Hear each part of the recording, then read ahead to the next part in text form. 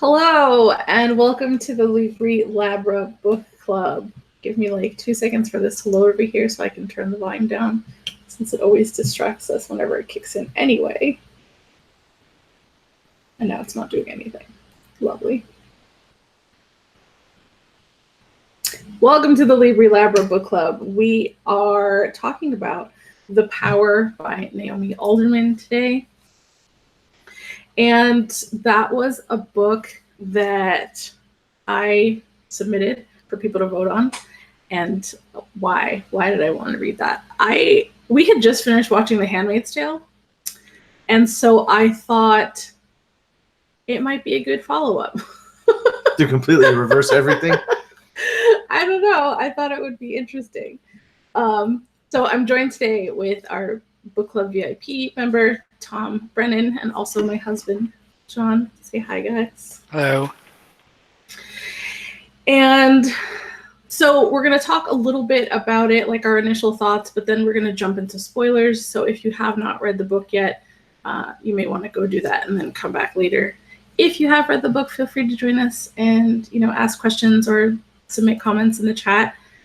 This book was, I don't even know how to describe it. I had a little bit of trouble with it. I think I just don't do well with so many different perspectives.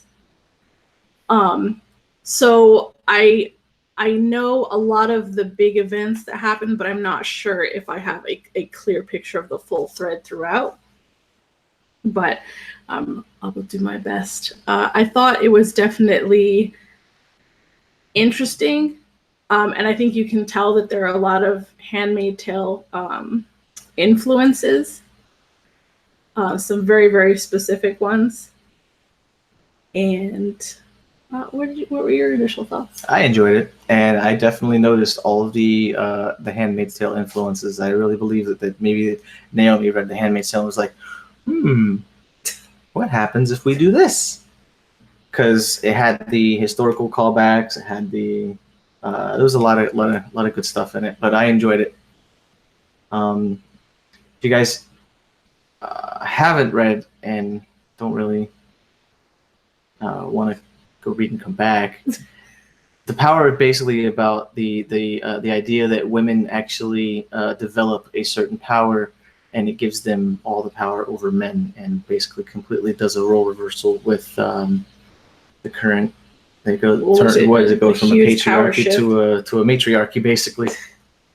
And I guess the transition during the events during that transition. So, but to really comment on what you were saying, apparently Margaret Atwood was a mentor for Naomi Alderman at some kind of that makes sense writing thing. That makes a lot of sense. So, what were your initial thoughts, Tom? Well, to mention about the author's name, you just said it, and I just can't remember it. Naomi Alderman? No, the other one. Margaret Atwood. Yeah, I've seen this described as Handmaid's Tale fan fiction or Atwood fan fiction. I can see that. So and it's clear that. Oh, well, I would say I would be led to. I find it hard to believe that a person could write The Power without having read The Handmaid's Tale. Right. Okay. Put it that way. It's possible, but I think it'd be a longer trek around to get to where she got. No, agreed. Without having read The Handmaid's Tale. But that said, it's a good work in and of its own right. Because go ahead. Go ahead. No, I just say that where Atwood stresses religion in her book, I think Anderson stresses science, and I'll tell you why once we get to the spoilers. But that's okay. Science, and even political science. Yes. So. I think the call-outs were just very, very obvious, like with the cattle prods and just the term gender traitor. I don't know. I had never heard that outside of right. Handmaid's Tale.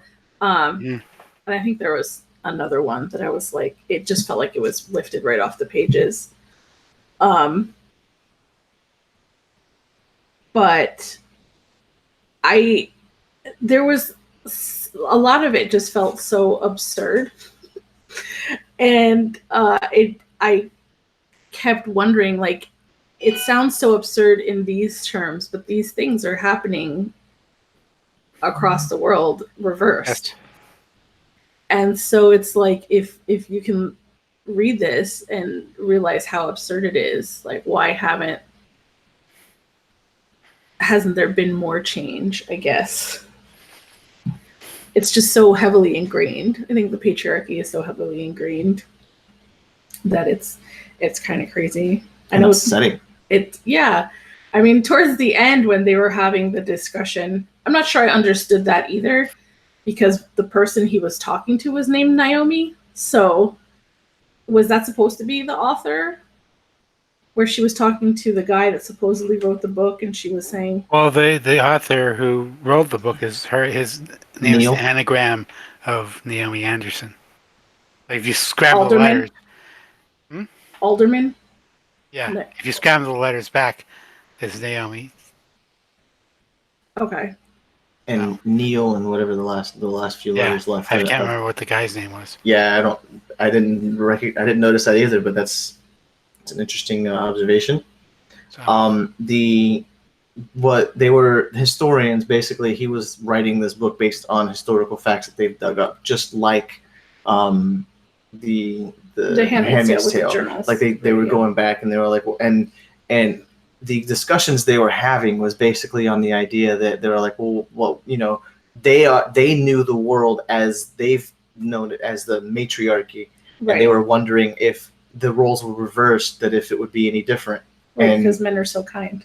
yeah, because they were because they were so docile and now we're looking at it the opposite direction. It doesn't matter who's in charge; they're gonna be violent and ridiculous, basically. Mm-hmm. That was the idea behind all that. I mean, I understand that Spoilers. was kind of We're verging into spoilers. Yeah, Oh, sorry. spoiler territory. Yeah. So, but I understand that concept, and there's a part of me that does believe that just having a lot of power corrupts people. I mean, you know, looking at like Daenerys or whatever as an example, I think from Game of Thrones, I think that is going to naturally happen a lot, but I don't necessarily believe that if men have the power, they're going to all be evil, and if women have the power, they're going to all be evil. You know what I'm saying? Like, I feel like balance can be obtained. They showed that there was specific, you know, like one woman wanted this, and then the other one was like, "Nah, I can't help you with that." And again, yeah. So we're past the spoiler alert, right? Yes. All right, we're spoiler alert. Like we've gone past that already. Because Roxy was like, she was actually like upset that the women were treating the men the way they were treating them. Mm-hmm. Oh my god, just so many different things. And it was like, oh, are you serious? But it's exactly what we have done to women. Like the women were basically desensitizing men so that they couldn't actually get erections unless they were zapped. I wasn't sure if you caught that. I was like, when I saw that, because that's some shit. You didn't see the drawing or anything. Oh no, I didn't see the drawing. Yeah, they were drawing. No, but there was like that they couldn't even ejaculate without pain. Mm-hmm. Like that's even ridiculous. I mean, that's maybe a little bit further. Is it?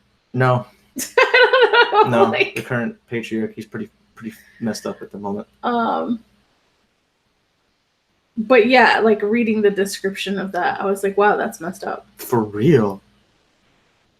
But like, I don't know. When you think about just the way the patriarchy is and how, you know, some men view women as property and solely there for their pleasure, and all the rapes and the assaults that happened, and just like certain behaviors. As a matter of fact, on Twitter, I just tweeted something because somebody added me as a friend or followed me. They followed me on Instagram, and they went and they liked and favorited every single one of my photos. I probably have 100, 150. And then they sent me a direct message. And I didn't respond because their username had like 7 digits at the end and it felt spammy, so I just didn't respond. Mm. And he eventually blocked me Oh and my then God. went back and unliked every single photo that he had liked. Alrighty then. And it was just like, that's I don't, because I didn't respond. Like, Right. Well, I mean, there's obviously something toxic going on there. so that's a little crazy to me that men demand attention in a certain way, and not only do they demand it, but they feel like they expect it, and it's just not good sometimes. But I think I missed like something really important. Who was the voice? What was the voice in Eve's head? At the very beginning of the book, there was mention of somebody asking a specific god for a king, and they're all like, "No. If I give you this king, then it's going to do all these. Shit's It's gonna going to go enslave down your like people. this. Yeah. Yeah, it's going to enslave your people. It's going to do it. It's going to be corrupt. Blah blah blah blah blah." And they're all like, "We don't care. We want that king." And then they were like, "Okay," but apparently that voice had something to do with that specific god. Was it Fatima? Was it supposed to be that? Well, you're talking about the book of Samuel, I think, from the Bible. Oh yeah, you're right. You're right. They did. Yeah, that's what it was.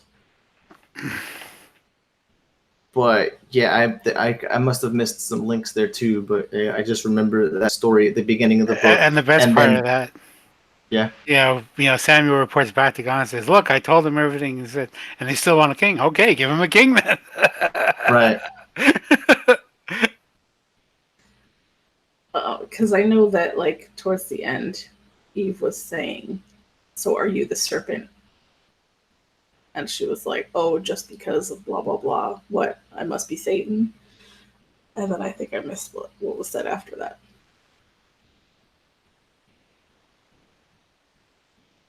Do you not remember either? I don't think it's I ever don't really remember. made clear. No, I don't think Okay. it was. Because I don't know why I was expecting her to be like, "I'm not Satan, I'm Eve." I don't know.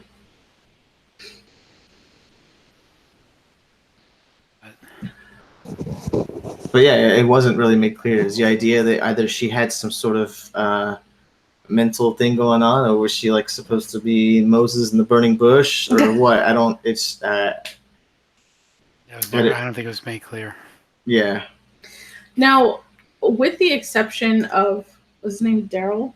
Mm-hmm. Is that Okay. Roxy's brother? Yeah, Rocky's Yeah. brother. I thought somewhere in the book they had mentioned that some men had the power too. If they had some, there was some men who had chromosomal abnormalities, Okay. Anomaly. Yeah. so that they ended up with the skein as well. Skein? Scheme. And that, but it was weaker than what women had. My guess is because they're I guess they were gender neutral. But so it was, the way it was described, was it just like a muscle across here? Yeah. Across the collarbone. Yeah. Apparently, it could be transplanted because they did Right, that. they did that, yeah.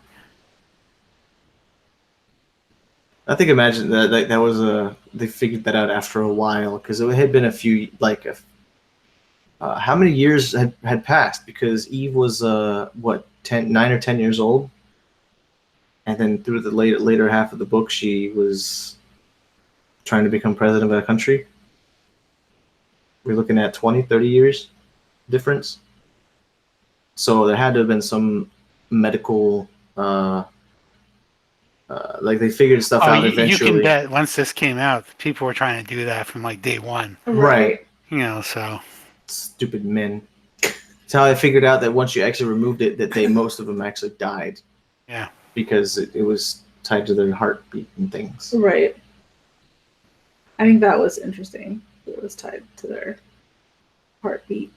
I found this book to be, I don't know if vulgar is the right word that I'm looking for. There was some vulgar moments, but it was...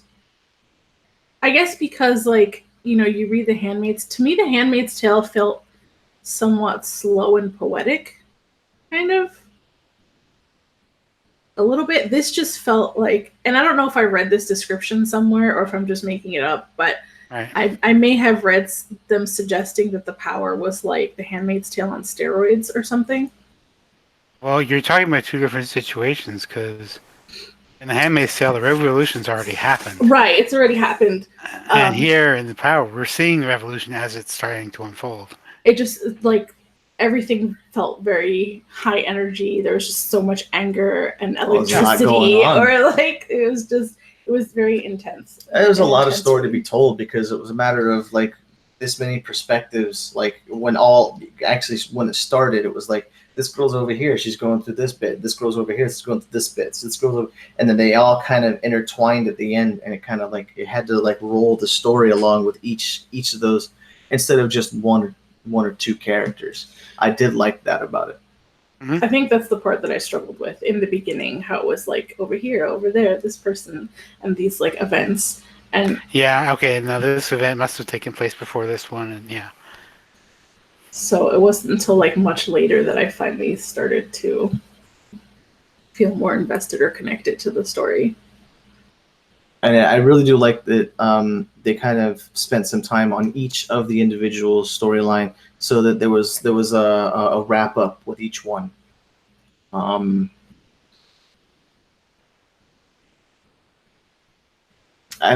guess the story was about was it Tunde? Was that his name? Yeah. I guess there was more characters around him that they didn't really wrap up after the fact because the story was focused on him. Well, there are some people who believe that the end of Roxy's story. Well, let me back up. Let me ask this first. How did you read the end of Roxy's story? What did you understood happened?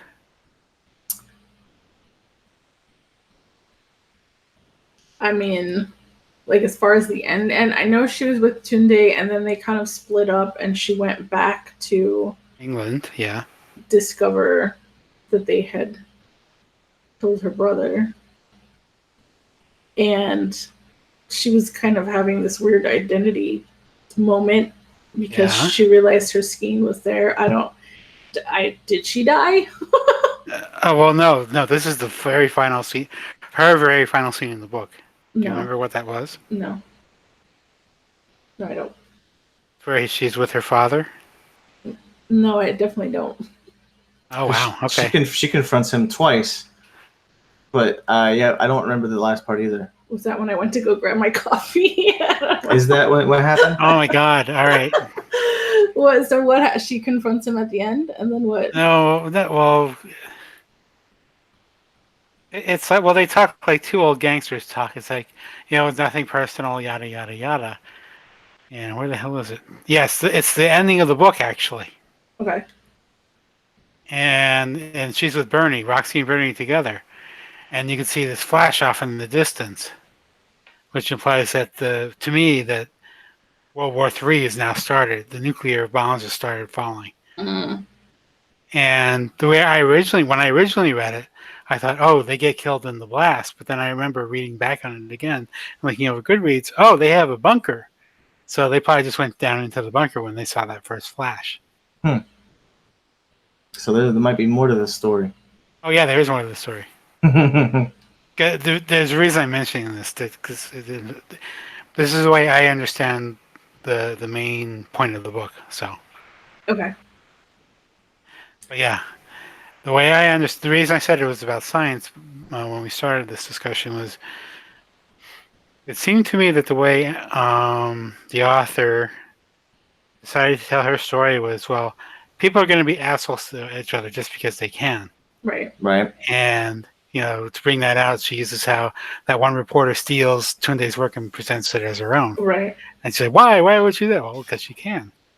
And the implication is that men have done this for all these years because they had, way back in the day, they had the evolutionary advantage of having upper body strength. So they were the hunters, they were the lifters, and the women were the caretakers. Now, women have this electrostatic power. And so they are out of the box more powerful than men. They have the evolutionary advantage. So World War III comes along, we wipe the playing field. Who has the evolutionary advantage now? The women do. Mm-hmm. So now we have a matriarchy, which looks like the patriarchy, but it's now women in charge instead of men in the same way. It was interesting that each man had to have a guardian. Oh yeah, because they do that now in certain societies. So Yeah.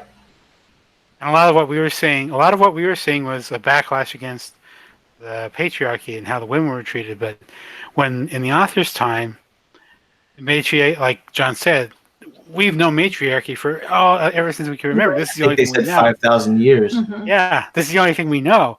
Oh, ha ha ha! Oh, it's so funny that they get male troops and such. But looking back, yeah, there were male troops because biology was different. So Right. that's why I love this. Like, we're using science to explain how people are. And it's like, well done. Didn't expect that. Oh, it goes further than that too, because they explained how the during the World War II is that the reason why the guardian angel stuff existed was to keep us from dying from Our nervous systems, yeah. So From gas attack, they ended up creating this mutation in women. Well, because the interesting part there is, she doesn't say so, but I would, judging the way how medical research is done, and because it was during the war, well, the men are going to be the one who were in the gas attacks. We'll test it on the men. We won't test it so much on the women. And then when it gets out and women actually drink it, surprise! They have this electrostatic power now. Crazy. The other thing that I didn't understand was the glitter. I know you were saying it enhanced. They found a specific, was it some purple crystal that they imagined that they figured out that when crushed and inhaled or whatever, however they were ingesting it made their power more volatile. Like it was like almost like some drugs and only enhance your emotions. This is enhancing that specific power, no matter what kind of control you had on it. So then they were lacing it with coke in order to. Okay, it sounded like there was some coke in there. Yeah, they were amplifying the power of the electrostatic power. Yeah, and then amplifying themselves in the meantime. Like the combination of the two. So they used the glitter was the drug they were using to amplify their power. I was just say I was just reminded of Dune with the spice because it enhances your natural capabilities and enables you to do more with what you got. Right. So I found it interesting that Alderman actually kind of incorporated everything that would change or anything that would actually happen if something like that was to occur. The scientific aspect of it, the geopolitical aspect of it, what people on the streets would be doing with it. So it wasn't necessarily just looking at one faction or one group of people. It was every aspect of humanity in that transition, and that's kind of what I liked about it. And that's what she meant with it being vulgar. Right. It was vulgar because humanity is like that. Yeah. It's just you can't shy away from that. What? I don't know. I'm hearing thunder. I'm going to go for a second. I'll be right back. Okay. So, like, yes, I understand. I don't know. It's like it was just very, I guess, intense is a better word, because it wasn't necessarily about the language that was being used. It was just everything that they were doing. I guess that at that point, women were running around raping the men, and they were on drugs too. So that was kind of part of it. And the fact that there were some men like begging to be shocked. Come on, you won't tell me there won't be some freaking crazy, stupid fetish subreddit about this if something like that was to happen. I mean, every single aspect of humanity was touched in this, and it was is poetic the right word I could use? Because, I mean, in a sense it was, but in another sense it was a little too much. It felt like a lot. Intense is a perfect word for it. Okay. Got a thunderstorm moving through here, so if I disappear, that's why. Okay. I think we're actually seeing the same thing. Really? Right, yeah. It's been crazy with our thunderstorms over here lately. Yeah, we'll have a storm soon too. Thankfully, our electric company just trimmed the trees. So they came through the entire neighborhood and cut out half the foliage. The last couple times. So what we were just continuing to talk about the intensity of the story overall and how, the women were now going around raping the men and that there were men who sought out being shocked and just wanted to experience it, I guess.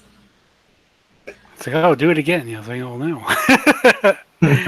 Oh, that hurts. But it's do it again. So good. But, it's, I don't know, it's like stuff like that is hard for me to process. Have you watched Harry Potter, Tom?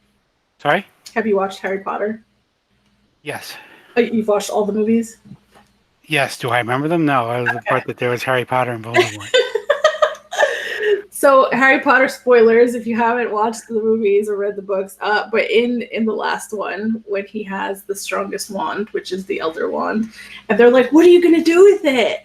And he basically just snaps it in half and throws it into the ravine. I feel like that would be me. That's like I relate to that. I don't want all that power. I don't want all that. Jocelyn, she was like, I just want to be normal. I don't want to have this power. Right. And I kept thinking about that, and I was like, what does normal mean in this context? Right. Because now that's the new normal. Right.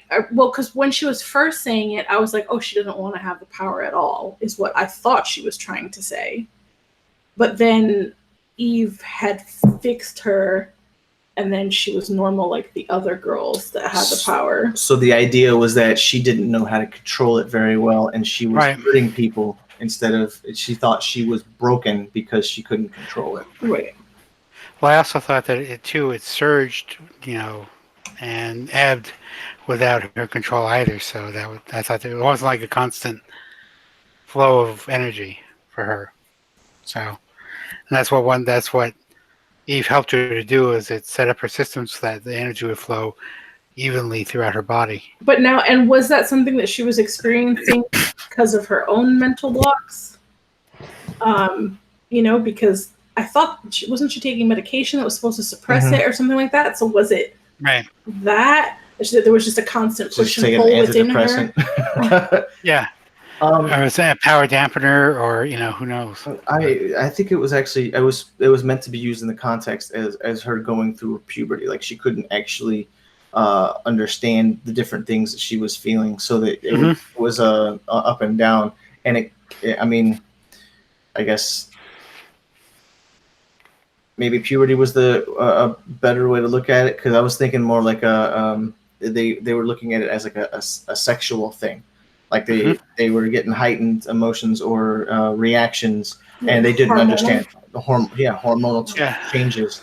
That she's just like, I don't know what to do with it, what to use it, what it's for. But I really think it was supposed to be that specific area of the human, reaction to new things you're just not familiar with. And how did Jocelyn end up in the end? She was killed. Okay, killed. Very near killed. Near killed. Her and Daryl fought. Right, I know, and I thought he had killed her, but then they went back and they brought her to Margot. Yeah, Margot's mom. So they were telling Margot, okay, she's over here. She's hurt. She's hurt really badly. I don't remember how they wrapped that up either. I was expecting. I guess maybe that's kind of what happened.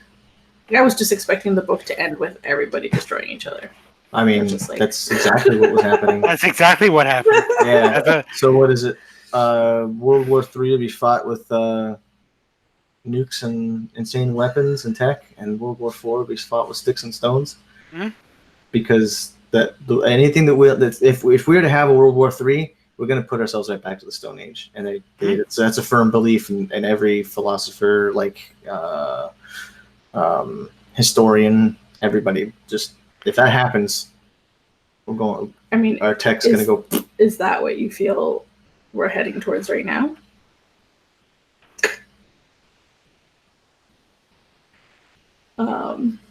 Well, that doesn't get us climate will, so. Yeah. But if that's a topic of interest, I would suggest reading A Canticle for Leibowitz. Your on that. audio is ebbing, like it warbled a little bit. What did you say? I said if that topic interests you, what John said about blowing us back to the Stone Age, read A Canticle for Leibowitz. Okay. Because it talks about that idea. Not that I'm a fan of that idea. Right. No, but it's just interesting that it's a very long view of human history. Let's put it that way. One of the things that I keep thinking about is like, because as someone who has anxiety, it's just like a constant terror of this time is going to be it. This time the world is going to be destroyed. This time it's going to be different. And I guess there's also a part of me that keeps reminding myself that there have been wars. There have been like other things, and we're still here. Yeah. So like I just keep wanting what's happening right now to be a phase that we're passing through. And I mean, history repeats itself, so we're just gonna end up with the same cycle.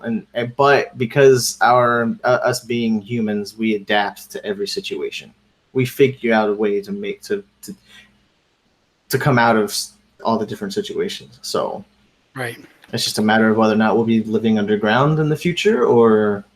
I mean, I've told John a million times that I feel like we're going to be living Mad Max Fury Road.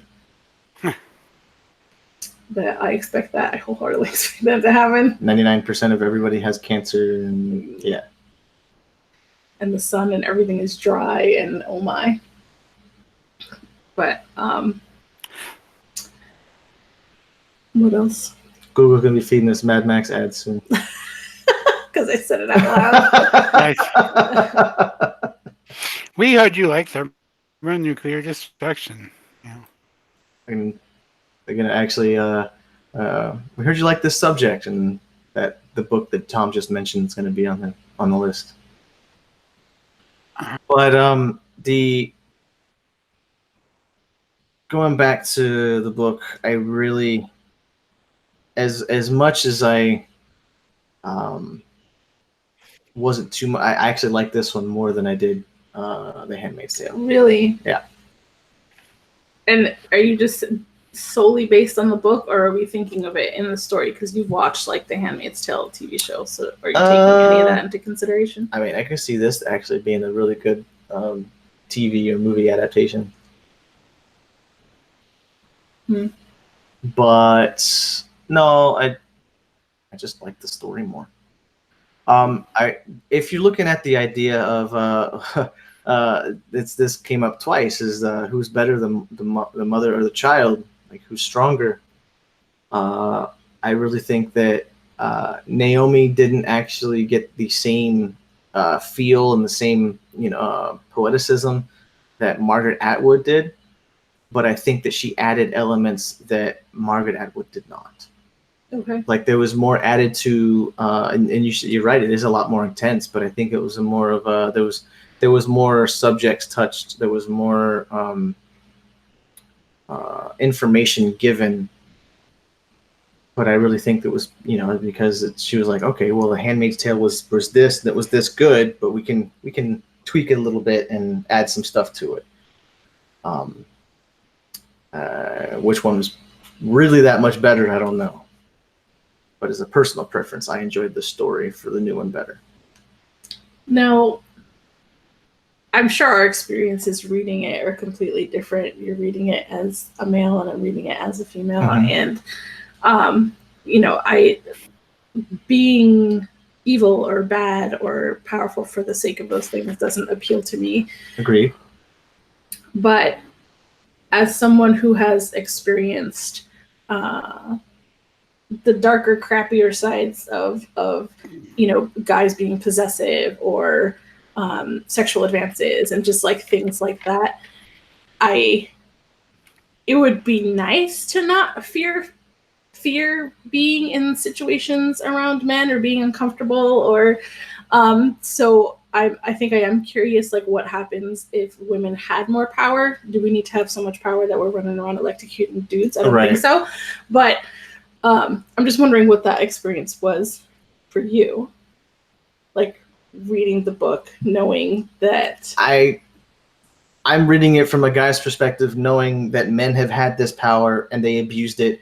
It doesn't surprise me that the women are doing it too. Like, it's really like the human condition. I don't think it's a matter of what role, who's in what role, but I believe that it's just gonna be abused and there's gonna be evil. There's gonna be asshole women too. Okay, but do you feel that way? Do you feel that women in this book turned out that way as a response to what had been happening to them for so long, or do you feel like it would have happened regardless?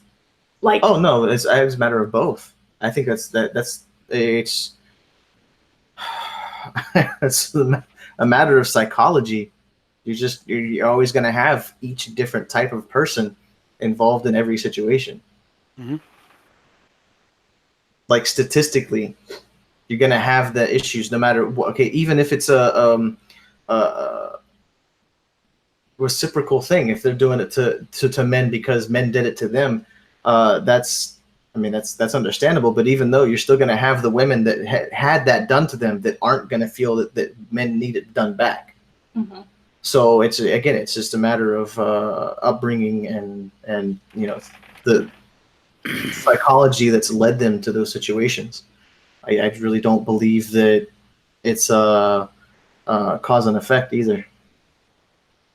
Because I mean, as a mother, I feel like I believe the only way that some of the issues that we're dealing with, this like toxic masculinity and male fragility and like all these other things that are happening right now, I feel like the only way that we're going to change that is starting with moms teaching their sons to process emotions, to talk about their emotions, to deal with things in like a completely different way, to feel secure in themselves, to not demand attention. Like, right. And well, we can already see the shift happening, and the only people that are fighting it are the fucking asshole men that fear the change. Like, everybody else is like, yeah, whatever, I don't care. But it's those men that haven't grown out of that actually have been like brought up in that situation. Those are the ones that are fighting it. The way I see it, though, is that you have to feel really weak. That inside you have to feel really weak. It's that fear. It's straight up fear. That's all it is. Mm-hmm. That's all it is. And it's sad. Oh my God, you're going to take my power from me. I feel like a minority now. Mm-hmm. Oh man, it's so sad. What was the deal with the tattoos? Were they actually tattooing their hands? Or was it tattoo developing? Or I know they described it. I don't know. Some of the descriptions made me think of Strange the Dreamer, because I think they described that in there too. So what did you get out of that, Tom? Was it a specific tattoo they were doing, or was it a result of them using their power through their palms? I thought it was a tattoo, but that's me. Okay. I could be wrong. Could have been both. But yeah, I think they actually tattooed the Eye of Fatima? Mm-hmm. Aren't they called Fatima? Hamsas? Wasn't that it? Am I mixing things up? I mean, that could actually be a term for a hand tattoo, or a specific symbol tattooed to the hand. Mm-hmm. That makes sense to me. I feel like I've heard that before. Do you know of there being a part 2 to this, or anything like that, a sequel? Not that I'm aware of, no. This is a book that Obama recommended, and it was hard for me not to imagine him reading it occasionally while I was reading it. Mm-hmm. And I don't know. And I was like, Obama read this. I'm sure Obama read a lot of I things. was like, he didn't just read it, he suggested it. Yes. So I'm sure it got him thinking. I'm sure he was like, this is what we need.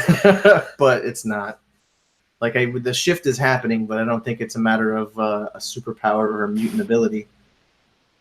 I really did like the idea that that they had used, again, the science of that ability to manipulate what they can and can't do to a human body with it, to be able to tweak specific muscles, to change someone's thinking in their brain just for changing the neurons' directions they're firing. And that's exactly what a lot of the there's like a electrostatic therapy. Remember what I did with Crystal for a while? I went over there. I was taking. They put some stuff on my head, and they were just trying to train my brain to think happy. That's basically what it was. Is like Furiously happy. they made a specific like video game.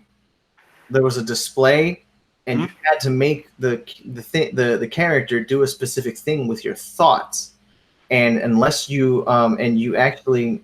And it trained your brain to actually to use the muscles that are weaker in your brain. Well, that reward response, so that when you're rewarded with something, your brain wants to do it more and more. Right. So it was kind of a great. I think I don't know if it was an actual study that they were doing or if it's an actual thing they're using now, which I'm sure they are. It was actual therapy. So because it was pretty impressive, but the idea that she can just touch somebody and make their brain, rewire itself was kind of crazy. It's awesome. Science. What do you think about Margot getting elected?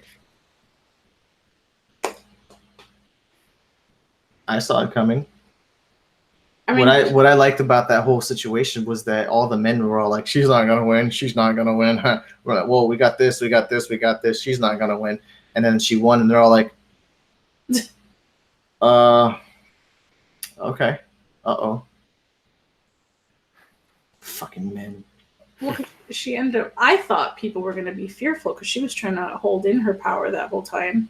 Well, she didn't want to let it out that she had that power, which I understand politically.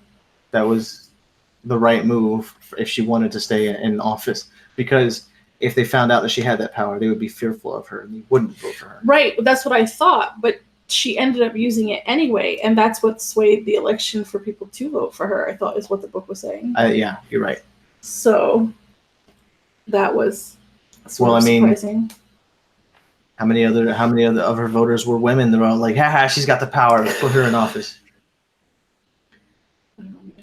Oh man, didn't they even like in that other country, didn't they take the men's right to vote and everything? Like they took everything back. They were just, you guys can't do shit anymore. See how it feels? Oh yeah, well that's why the revenge was so strong. The motive of revenge, so. Yeah. So I don't know if I have anything else to add. I don't know if you have any questions, Tom.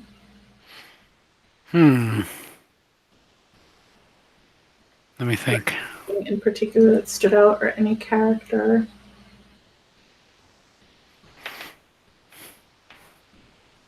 I'm not sure I fully understood what the author was trying to say with Tunde and Roxy getting together. I thought that was an interesting combination.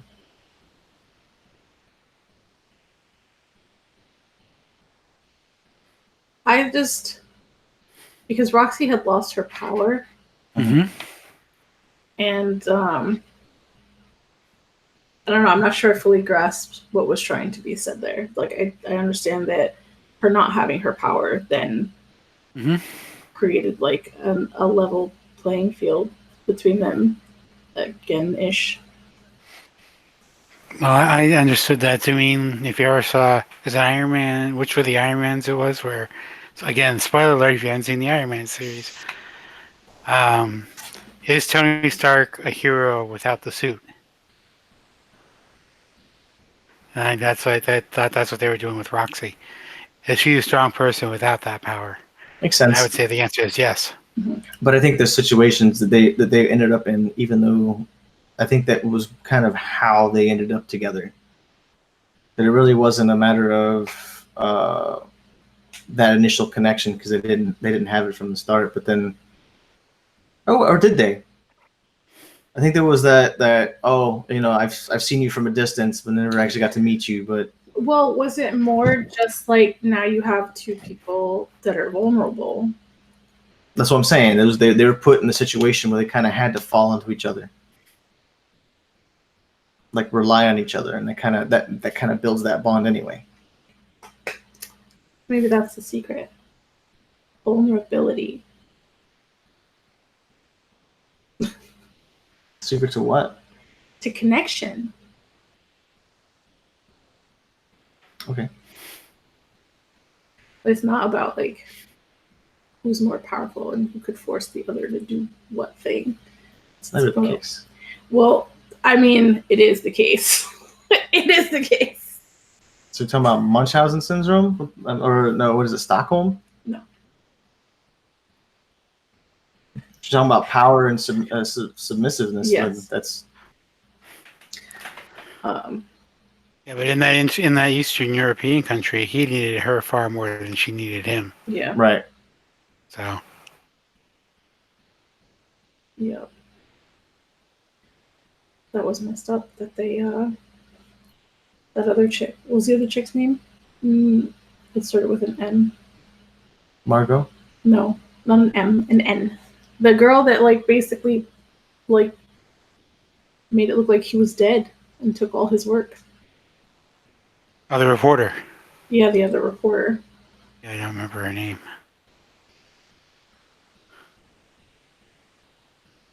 It wasn't Naomi, was it? Naomi was the name of the other person, like Yeah. 5,000 years later. Okay. So, I don't know. Would you read anything else by this author? I would, yes. How about you? Yes. I don't know what other kind of books she writes, or even what genre they're in. I think maybe she has one or two. Oh, I'd probably be willing to check them out. I'd want to know if they're written in multiple perspectives, though. Oh, Did we just lose Tom? Well, it looks like them. Well, one of them's. Hello? You yeah, hear me? yeah, we're still here. We got All right. Looks like she did some Doctor Who stories. Looks like she did a series called Zombies Run: The Way of All Flesh. you. And then a few other novels. So this looks like it's like the fourth or fifth novel that she wrote. Interesting. Not bad. I had it in my head that she did more like historical fiction stuff. I don't know. Although that could be the other novels in there, but like I said, just the one. It's like, oh, Zombies Run, you know. And then what's it, the one other one apart from that is Zombies Run, Keeping Fit and Living Well in the Current Zombie Emergency. So just Liar's Gospel, Lessons, and Disobedience are her other novels to her credit. So, what would you rate this? Who are you talking to, me? Yeah. I give it a solid 4. Because I said I didn't know what I was in for, but then as the premise, unfolded, I thought, all right, well done. So, good on you. I give it a 5. I give it a 5-star. I enjoyed it, and if this is a book that I would actually go through and read a second time, I'm pretty sure I'll find other connections that I didn't see before. Mm-hmm. And unless I want to give it room for improvement, but I think I'm going to go ahead and give it a 5 stars for me. Mm-hmm.